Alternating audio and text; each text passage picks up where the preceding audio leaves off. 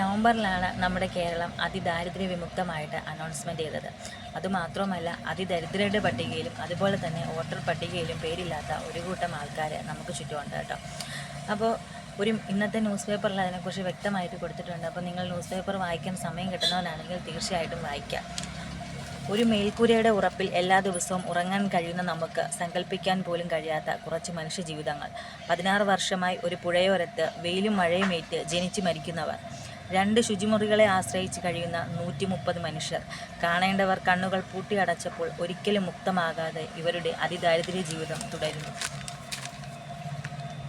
ഏഷ്യയിലെ ഏറ്റവും വലിയ ആദിവാസി പുനരധിവാസ മേഖലയെന്ന് പറയുന്ന ആറളത്തെ 13-ാം ബ്ലോക്കിലെ 55-ാം ഭാഗത്തെ വിയറ്റ്നാം പുഴയോരത്താണ് പണിയ വിഭാഗത്തിൽപ്പെട്ട 44 കുടുംബങ്ങൾ കഴിയുന്നത്. മഴക്കാലത്ത് ഈ മനുഷ്യരുടെ ജീവിതം കൂടുതൽ ദുരിതമാകും. പുഴയിൽ വെള്ളം കയറുമ്പോൾ ഫാമിൽ താൽക്കാലിക ഷെഡ് കെട്ടി താമസിക്കും.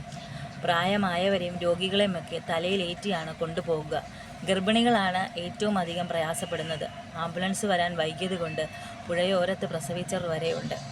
മാസത്തിൽ ഓരോ കുടുംബത്തിന് ലഭിക്കുന്ന 30 കിലോഗ്രാം റേഷനരിയാണ് ഏക ആശ്വാസം.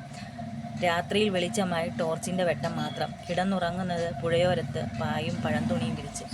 വളരെ കഷ്ടമാണ്. ഇത് ആലോചിക്കുമ്പോൾ തന്നെ നമുക്ക് വളരെയധികം സങ്കടം വരുന്നുണ്ട്. നമുക്കൊരു തണുപ്പടിച്ചാലോ ഭയങ്കരമായിട്ട് ചൂടടിച്ചാൽ തന്നെ നമുക്ക് വളരെ ബുദ്ധിമുട്ടാണ്. പോയി ജനങ്ങളുടെ അവസ്ഥ ഓർക്കുമ്പോൾ വളരെയധികം വേദനയുണ്ട്. നമുക്ക് പറ്റുന്നവർക്കൊക്കെ അതിന് സഹായം ചെയ്യാം. പക്ഷേ എന്നാലും ഇന്നത്തെ അതിദാരിദ്ര്യ വിമുക്തമെന്ന് പറയുമ്പോൾ ഇത്രയും ദാരിദ്ര്യം അനുഭവിക്കുന്ന നമ്മുടെ കേരളത്തിലുണ്ടല്ലോ. അത് കണ്ടിട്ടും പല ആൾക്കാരും കണ്ണടച്ചിരിക്കുന്നല്ലോ എന്ന് ഓർക്കുമ്പോഴാണ് വളരെ സങ്കടം.